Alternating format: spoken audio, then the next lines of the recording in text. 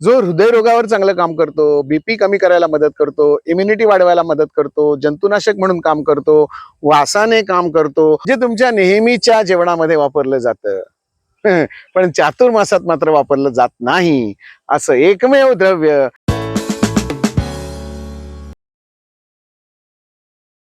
नमस्कार. आयुर्वेदात अशी काही चमत्कारिक औषधं सांगितलेली आहेत ना, आणि जी आपल्या घरात असतात त्याला औषध म्हणावं की आहार म्हणावा, चायनीज पदार्थांमध्ये हा पदार्थ एक नंबरला असतो. तुम्ही म्हणणार कुठचा पदार्थ? जरा शोधून तरी काढा.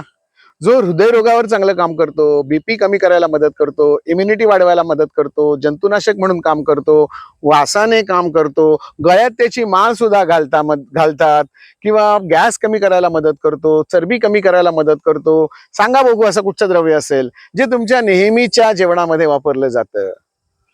पण चातुर्मासात मात्र वापरलं जात नाही असं एकमेव द्रव्य म्हणजे लसूण.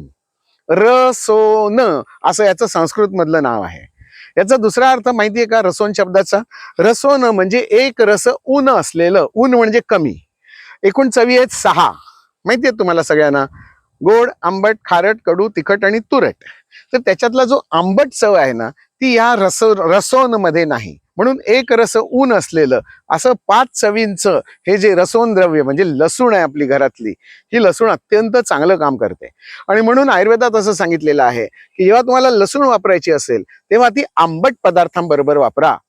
आता कोकणात लसूण कच्ची कधी वापरतात? सोलकडीमध्ये वापरतात. एक नंबरला सोलकडी जर लसूण वापरलेली असेल तर ते एक टॉप मोस्ट ड्रिंक होऊ शकतं. वेलकम ड्रिंक पण आहे, ते जेवणानंतरचं पण ड्रिंक आहे, जेवतानाचं पण ड्रिंक आहे, जेवणाऐवजीचं पण ड्रिंक आहे. लसणीचा सगळ्यात चांगला पदार्थ कुठचा असं मला विचारलात तर ते सांगेन सोलकडी. 2 नंबरला लसणीची चटणी, 3 नंबरला लसणीची फोडणी, 4 नंबरला चॉप केलेली लसूण फोडणीत टाकणं, 5 नंबरला लसणीचं तेल तयार करून वापरणं. कितीतरी व्हरायटी आपल्याला लसणीच्या तयार करता येतात. रोगांची जर रोगघनता बघायचं ठरवलं तर सगळ्यात चांगलं आहे आजच्या काळानुसार सांगितलेलं कोलेस्ट्रॉल कमी करणं. आयुर्वेदात सांगितलंय का कोलेस्ट्रॉल? नाही. आयुर्वेदात कोलेस्ट्रॉलचा काहीच संबंध नाहीये, ट्रायग्लिसराईडचा काही संबंध नाहीये. पण चरबीच्या आजारांवर वापरलं जातं, कफाच्या आजारांवर वापरलं जातं, गॅस कमी करायला मदत होते, अपानाला बाहेर जायला मदत होते, ढेकर चांगली यायला मदत होते. जिथे जिथे कफाचे साठे आहेत असे सगळे कफज व्याधी जे आहेत, जसा मेदोरोग आहे, चरबी कमी करण्यासाठी आहे, त्याचलाच उपप्रकार म्हणजे कोलेस्ट्रॉल आणि ट्रायग्लिसराईड्स. कमी करता येतात का? हो, कमी करता येऊ शकतात. दुसरं, ब्लड प्रेशर कमी करतं, रक्ताभिसरण सुधारवतं. रक्तामधला जो कंटेंट घट्टपणा असतो तो कमी करण्यासाठी लसूण वापरले जाते. म्हणजे घट्टपणा कमी करतात म्हणजे लसूण रक्त पातळ करायला? अरे होय, रक्त पातळ करायला लसूण मदत करत असते. तसा कांदा पण रक्त पातळ करायला. रक्तच काय, तुमचं नाक सुद्धा पातळ करून टाकतो. सगळा शेंबूड पातळ होऊन कांदा चिरून तर बघा, डोळ्यातनं सुद्धा पाणी येतं. म्हणजे नुसत्या वासाने द्रव्य जे काम करत असतं त्याच्यामध्ये हे कांदा आणि लसूण आहे. चायनीज पदार्थांमध्ये लसूण एवढ्या भरपूर प्रमाणात वापरली जाते, ती हाफ फ्रायच असते.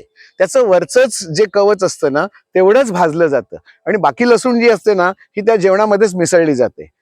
फोडणी घातलेलं ताक लसणीचं एक नंबर काम करत असतं. हृदयरोगावर चांगलं, पचनासाठी मस्त. ताक हे उष्ण आहे, त्याच्यात लसूण ही आणखीन उष्ण होणार, त्यामुळे ती पचनाला मदत करणार आणि कफाच्या आजारात, ग्रहणीसारखा जो आजार असतो तो आजार कमी करायला हे लसणीचं फोडणीचं ताक अतिशय चांगलं काम करतं. उकड नावाचा एक प्रकार असतो, त्या उकडीमध्ये सुद्धा लसणीची फोडणी असल्याशिवाय ते उकड चांगली होणारच नाहीये. लसणीची चटणी, ओला नारळ आणि एक चिंच, बास. चिंचेच्या ऐवजी आंब्याची कैरी जरी वापरलीत अप्रतिम. दुसऱ्या काहीच नाही, एक मिरची घातलीत की सगळा मसाला त्याच्यात पुरून उरतो. इतकं चवीचं ही चटणी जी असते, ताजी चटणी, सुकी चटणी करून ठेवलीत टिकाऊ होऊ शकते. भाकरीबरोबर चालते, भाताबरोबर चालते, कुठेही तोंडी लावणे म्हणून कुठेही फिट बसू शकते, ठेपल्याबरोबर सुद्धा चालू शकते.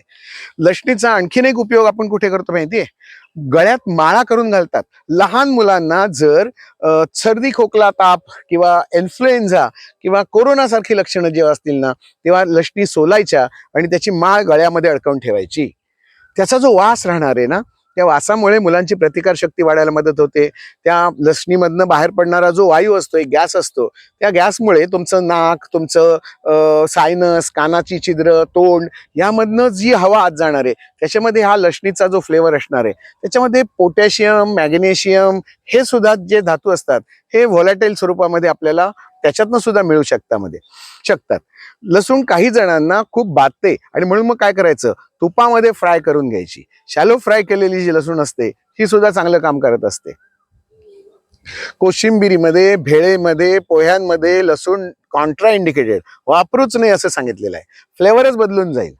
म्हणून बाकीचे जे काही चायनीज आयटम आहेत ह्या सगळ्या पदार्थांमध्ये लसूण वापरलेली चालते. चायनीज सगळंच वाईट असतं अशातला काही भाग नसतो हा. त्याच्यातले 2 पदार्थ खूप घाणेरडे.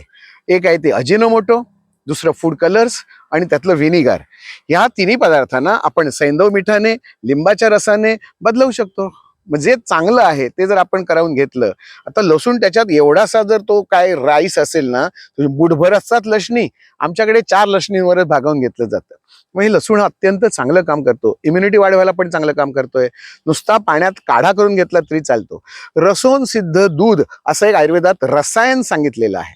आमवातामध्ये खूप चांगलं औषध आहे.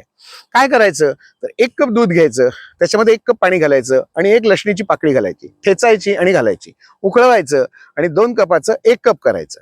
दुसऱ्या दिवशी काय करायचं म्हणजे 2 तारखेला काय करायचं, 1 कप दूध, 2 लसणीच्या पाकळ्या आणि 2 कप पाणी घालायचं आणि आटवून ते 1 कप करायचं.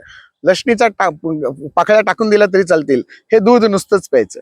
तिसऱ्या दिवशी म्हणजे 3 तारखेला काय करायचं, 1 कप दूध, 3 लसणीच्या पाकळ्या, 3 कप पाणी उकळवायचं आणि या 4 कपाचं 1 कप करायचं. फक्त दूध शिल्लक ठेवत जायचं. रोज 1-1 लसूण वाढवत जायची आणि रोज 1-1 कप पाणी वाढवत जायचं आणि दूध 1च कप शिल्लक राहतं. असं 21 लसणांपर्यंत जर तुम्ही गेलात तर तुमच्या छातीचे आजार, गळ्याचे आजार, कानाचे आजार, कफ होणं, दमा लागणं, पोटातले विकार हे सगळेच्या सगळे कमी व्हायला मदत होत असते. घरगुती औषध आहे, अल्पमोली बहुगुणी या स्वरूपात ही लसूण काम करत असते. एकदा तुमचं कफ आणि वात नियंत्रणामध्ये आलं तर तुमची इम्युनिटी बऱ्यापैकी वाढत असते. पचन चांगलं होत असतं, वाताचं अनुलोमन होत असतं, ढेकर चांगली येऊन जात असते. त्यामुळे ही लसूण याही पद्धतीमध्ये आपल्याला चांगल्या पद्धतीने वापरता येऊ शकते. डायबिटीस मध्ये सुद्धा लसूण चांगलं काम करते. संधिवाताच्या वेदना कमी करायला त्या लसणीचा खूप चांगला वापर होऊ शकतो. आणखीन कुठे वापरता येऊ शकते, पोटाच्या तक्रारींसाठी. ग्रहणी नावाचा एक आजार असतो, त्या आजारामध्ये सुद्धा लसूण तुम्हाला वापरता येऊ शकते. केसांची वाढ चांगली व्हायला सुद्धा जसं कांद्याची पाकळी आपण वापरतो तसं लसूण केसांवर सुद्धा चांगलं काम करते. जसं ती कांद्याच्या पाकळ्या आपण तेलात तळल्या तर त्या सुद्धा केसांवर चांगलं काम करतात, तसं लसूण चांगलं काम करत असते. कोलेस्ट्रॉल, ट्रायग्लिसराइड्स, कफ कमी करणं, पोटावरची चरबी कमी करणं, पोटातली आतली चरबी कमी करणं किंवा आतल्या गाठी असतात कुठेही त्या कमी करणं, यासाठी सुद्धा लसूण वापरता येते. म्हणजे मी आता तुम्हाला लसणीचे 8 ते 10 प्रयोग सांगितले. एवढ्या रोगांमध्ये ही लसूण वापरता येते आणि 8-10 मी तुम्हाला रेसिपीज सांगितल्या, कुठे करायचा नाही आणि कुठे त्याचा वापर करायचा हे पण सांगितलं. एवढं जरी लसणीच्या बाबतीत लक्षात ठेवलं तरी लसूण खूप छान काम करते. धन्यवाद. भांडी असतात, ही भांडी अत्यंत महत्त्वाची असतात. इतकं सुंदर हे काशापासून तयार केलेलं ही वाटी आहे. ह्याचं वजन पण खूप जास्ती आहे. हे जे ताट आहे हे ताट सुद्धा काशापासून तयार केलेलं आहे. हे वेगवेगळे धातू आपल्या परंपरेमध्ये होते आणि अशी ताटं जर पाहिजे असतील तर खाली डिस्क्रिप्शन बॉक्समध्ये आमचा नंबर दिलेला आहे. तुम्हाला अशा ताटांची मागणी जर तुम्ही व्हॉट्सॲपवरनं जरी केलीत तर या ताटांची सगळी मोजमापं किंवा त्यांचं वजन, पाठवण्याचा खर्च सगळं तुम्हाला घरपोच मिळेल.